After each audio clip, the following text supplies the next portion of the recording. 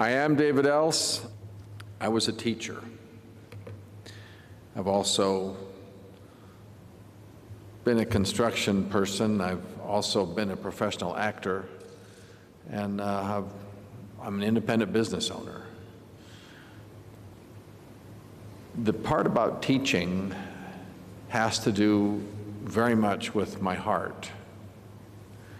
There's something that true teachers have, and they grow into it, and my daughter is going into this as well, and it's something that you can see. Teachers teach from their heart because they love their students. Teachers do not leave a child behind. For me, when that came about, when the federal government tore out of my heart and took on the motto, "No child left behind," that hurt. That was disgusting. From the top down, we can do a better job than you can in the classroom. That hurt. Where does this all come from? Where do we start? There's a bit of history that I need to talk about. What is it? And so let's take a look at education. First of all, the title of this category is Common Core. Common Core is an initiative funded by special interests and the federal government with the goal of nationalizing education for all. Now, what that means is that ahead of time, a week, a month, a year, or whatever, or however many children you're going to have, the federal government is going to know in advance exactly what you're going to do when you get out of 5th grade. They're not going to know exactly what you're going to do when you graduate from high school. They're going to know exactly what. Isn't that strange? I'll explain where this comes from, but first we'll do a little history about education. My ancestors go back to just after, I have ancestors from Germany, Denmark, England, and Scotland. Those that came from Denmark came just after the Revolutionary War and settled in Pennsylvania. And shortly after that time,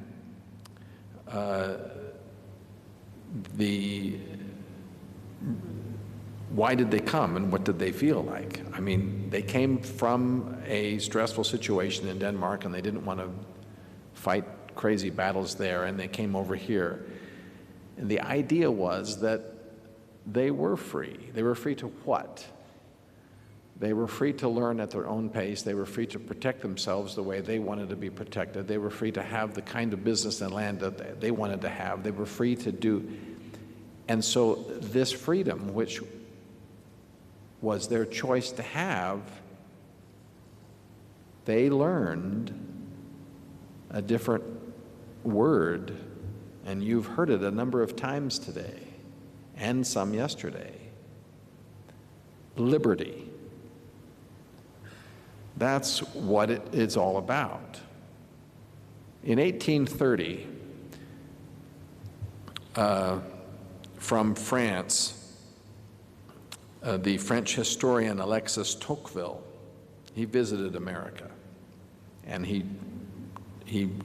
for the purposes of, he traveled, he wrote in his diaries. He found it very interesting that the so-called backwoods pioneer was better educated than the aristocrat of Europe. Why was this? He noted in his notes that from his observations, Americans were educated because they read from the Bible and had a sense of self-government and individualism that perpetuated self-learning. The 1800s presented a high age of individualism. At the end of the 19th century and the beginning of the 20th century became the age of collectivism. Back at the end of the 1700s, what was the founding focus on that of education? The founders recognized America's godly heritage. The founders recognized that the ability to be self-governed was the key and the motivation for education. 200 years later, according to Alan Bloom, more and more people have become Bible illiterate. Their ability to be self-governed and their desires to seek for knowledge and wisdom have diminished. The founders recognized the relationship of Christian principles and the ability to sustain self-government. They also realized it was not the government's position to lead out in any one particular religious sect. In 1853, a group of people made a petition that said we have to separate the principles of religion from government. The Congress and the Senate had their judiciary committees met, and they studied this for almost a year. By March 27, 1854, they came together and their findings were similar. The House statement included this one statement: had the Founding Fathers any suspicion of any attempt to war against Christianity, the revolution would have been strangled in the cradle. 2 months later, an additional report: the great and vital conservation element in our system is the belief of our people in the pure doctrines and divine truths of the gospel of Jesus Christ. That's in May of 1854. And look what's happening today. The 21st century.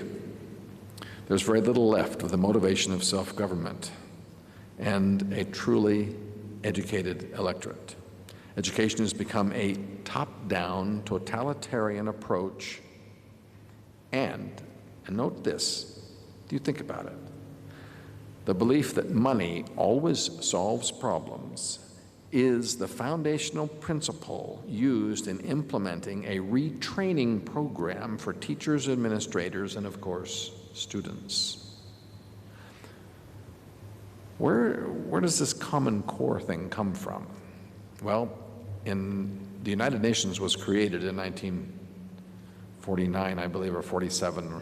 I'm not sure when it was actually, but in 1949 they printed this particular comment.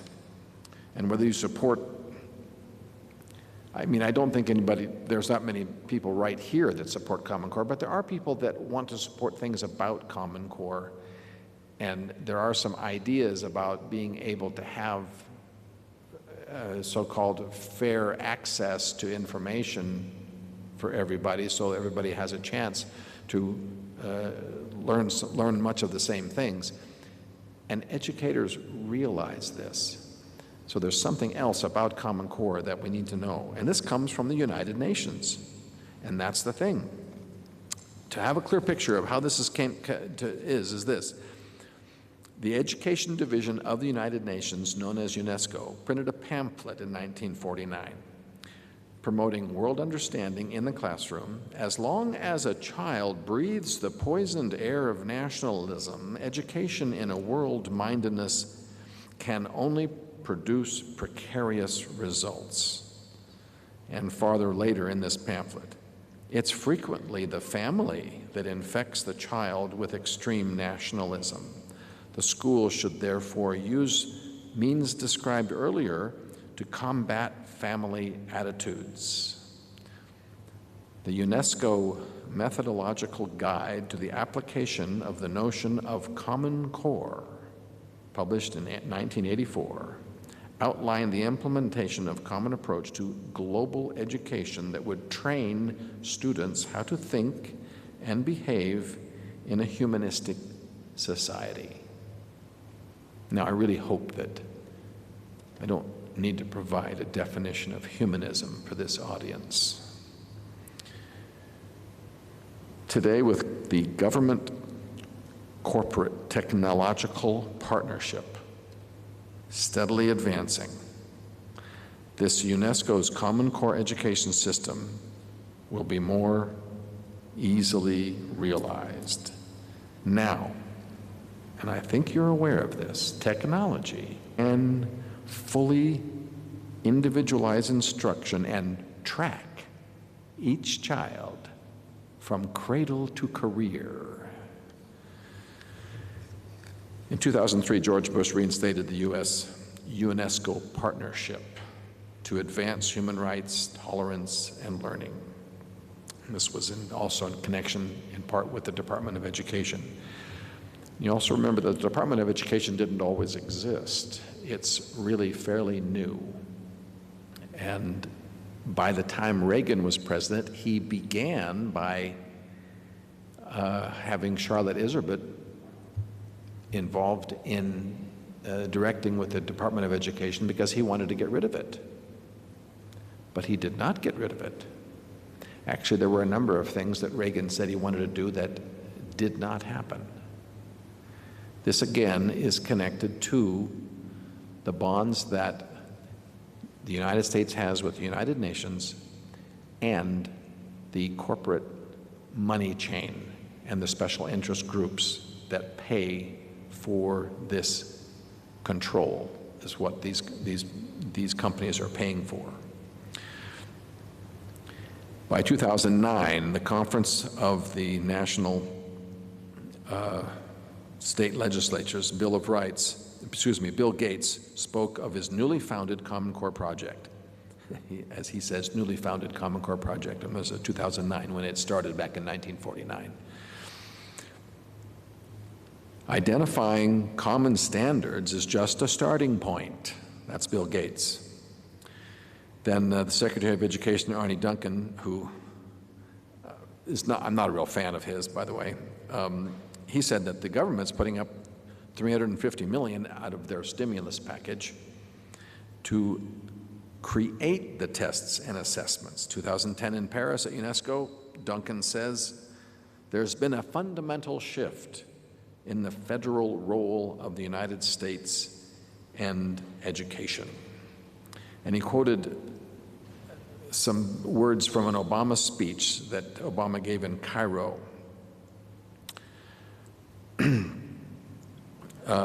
I just lost my place on this here. Any world order that elevates one nation or group of people over another will inevitably fail. So this group think and this group organization and this new now sort of definition of equality, and that is that every student has to know the same thing at the same time. They have to jump, and they all have to jump just as high, and no one can jump higher than another, because that would mean that, a few years ago they went through the things where, the kids couldn't score. If they were playing a game, they couldn't keep score, because then, of course, one team would win and another team would lose, and we couldn't have that. These are all some of the thoughts and things that come out of this United Nations approach. The nature of an individualistic learning pattern is not part of collectivism. It's part of individualism.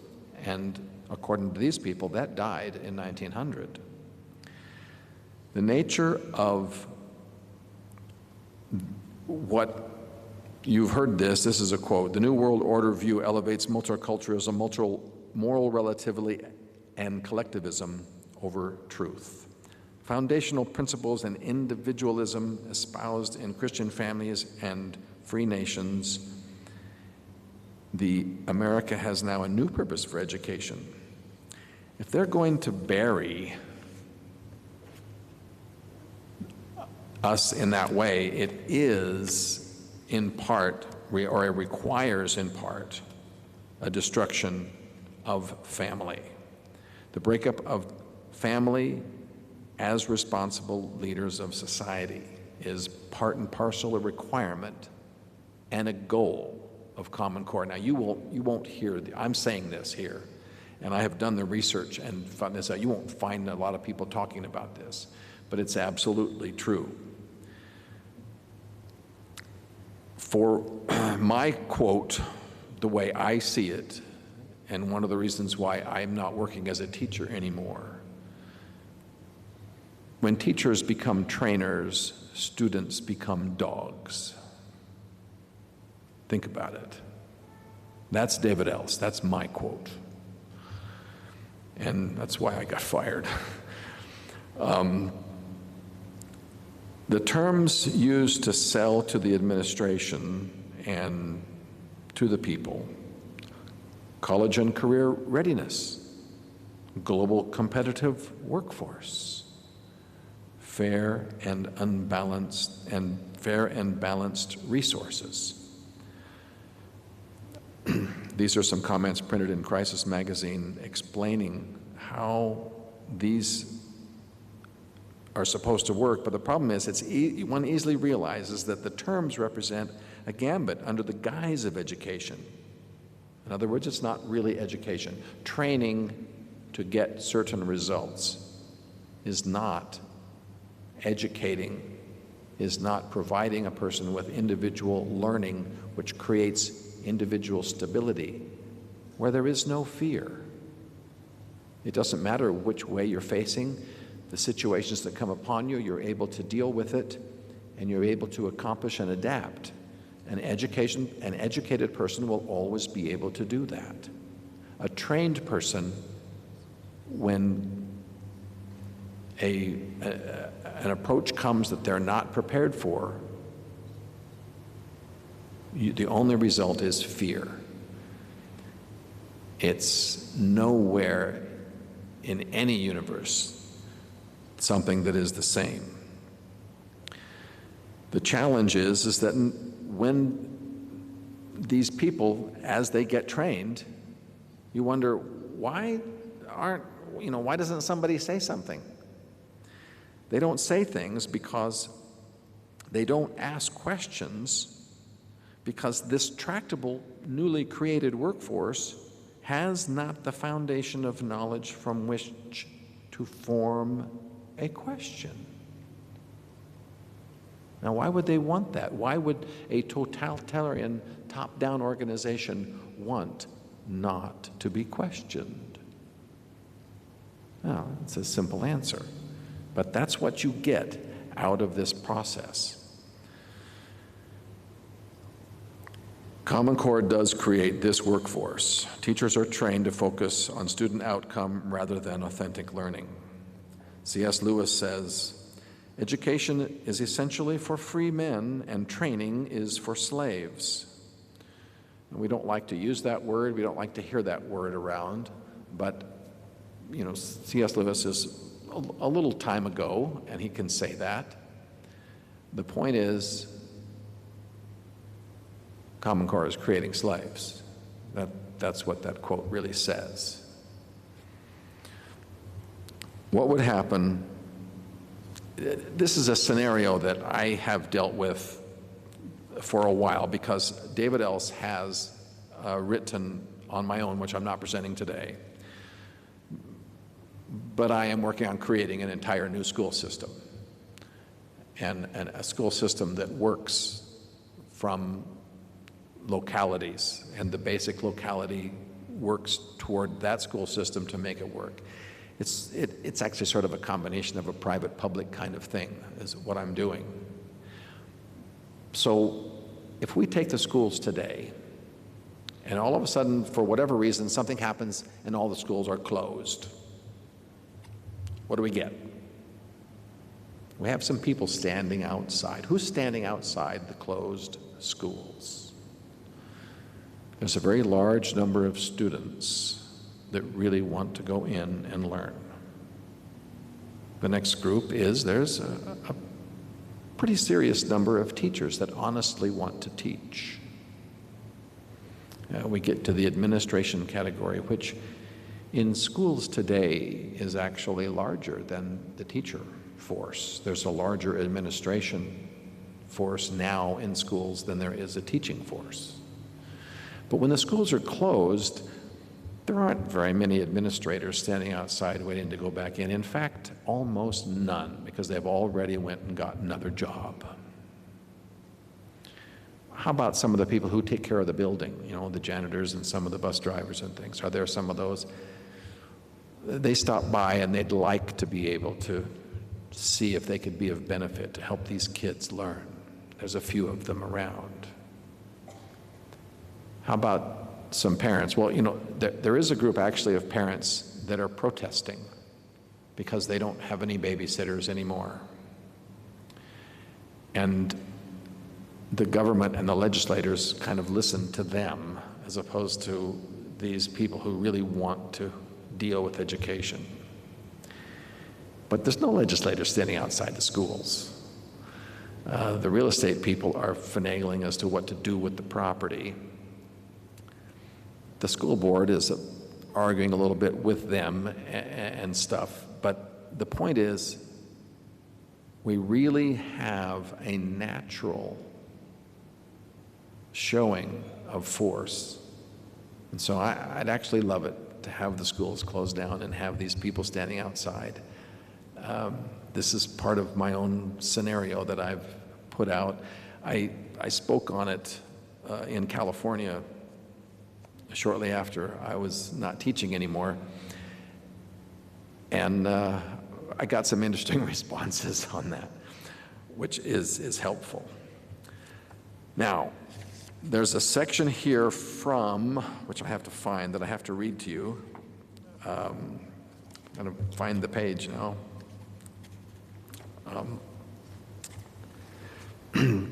This is from Hillsdale College. There's a history professor there, Terrence Moore, and he wrote a book called Story Killers. And he details that America is no longer teaching students the great literary stories that foster an understanding of good and evil, that enlighten the human mind and spirit. He said the phrase global economy is misleading. Its use implies that America has never really been a global economy, that it is new and different. So we need a new kind of education. He says that Common Core's creators reveal their idolatry of technology when they state that its goals are to create students who are ready for college and workforce training and a technological society. He goes on, anyone graduating high school today who is able to think like either Euclid or Lincoln would be a powerful source in the world, precisely because of the nonsense promoted by the technocrats behind Common Core. The Common Core tripod of federal standards test the accountability are creating humanistic schools clearly hostile to Christianity, the Founding Fathers, and the Constitution, to traditional ideas of manhood and womanhood, to marriage and family, to the idea of American unique example in the world, and any lesson about life and liberty that could be taught. This is from Hillsdale College, and I think it's in Wisconsin. It's where that organization, where that actually is, from that. In 2010, the Bill Gates Foundation, again, I mentioned these special interest groups, 12 major foundations commit $500 million to education in concert with the Department of Education's $650 million stimulus package. He said this efforts to include programs that revamp teacher and principal training and spur technological tools for teaching and learning. This is exactly what it is. Let's take something you may have heard in relationship. What we hear about Common Core, we don't hear a lot of what I've said here, but we hear a lot about standards. We hear a lot about tests. We hear a certain amount about curriculum, right? You've heard some of this on the news. Sandra Stotsky was on the original review board for curriculum and standards that Common Core groups set up.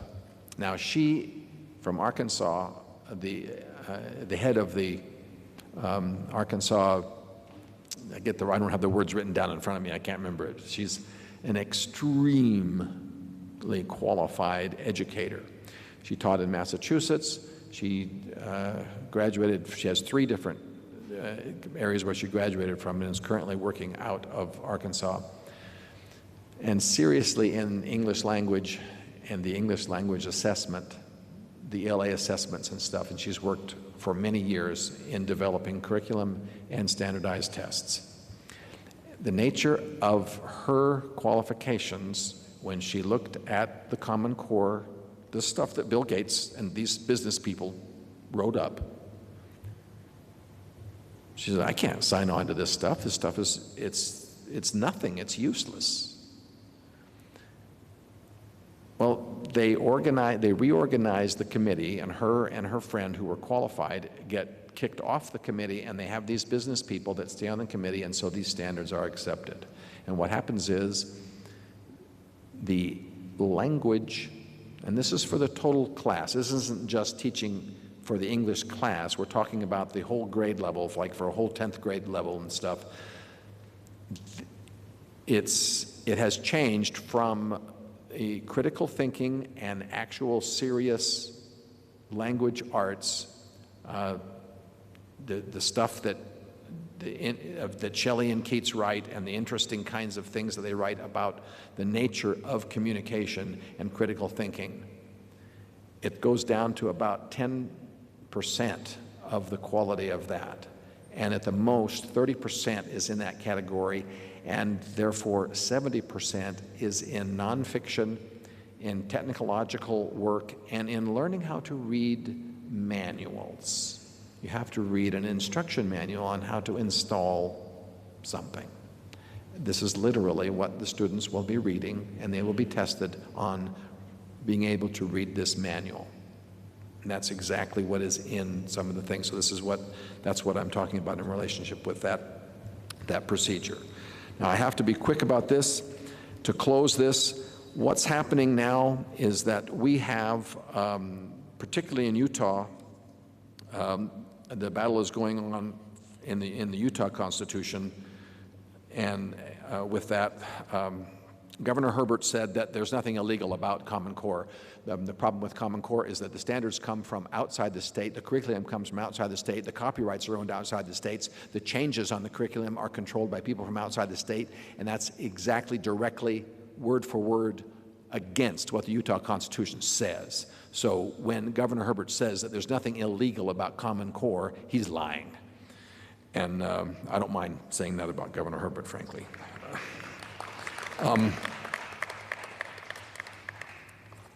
I have a petition here that I can show you. I didn't print up a bunch of the copies, but I'll have it over at one of the tables over here, and you can see that of some of the things that are happening currently in Utah. And you recognize that now quickly. Again, originally when Common Core came down, there were only 5 states that didn't accept it. There were only 5 states that refused to accept it completely: Alaska and Texas and Minnesota and Nebraska and one other state. There are now about 14 or 15 other states that are working on basically kicking Common Core out, using nullification processes, using other basic things that are fighting it. And we're having a tough time in Utah because Utah loves the money. They love that government dollar. So we have a real hard time in Utah. So recognizing what needs to happen. Utahns Against Common Core is a great website. Families, the other one is the Becky, I got to get her website up here too, darn it, I don't have it right here. There's, yeah, well, the gatheringfamilies.com, and then return to Parents' Rights. Those are a few of the sites that are really of value in these areas to understand that the principles of the Constitution and of the Declaration of Independence, because when we know that when in the course of human events it becomes necessary for one people to throw off that government that has come upon them, and then later on that, when those abuses are clear and that the results are there, it is our right and our duty to throw this off. Now, those are Thomas Jefferson's words. I've paraphrased a little bit. Read the Declaration of Independence and understand that liberty comes from the heart, that liberty is a one-person thing and another person and another person, and it remains individual. We are independent Americans. Go forth and serve, our brothers and sisters. And I do say this, even though I'm not praying today, but I do this in the name of Jesus Christ as well as everybody else did. Amen.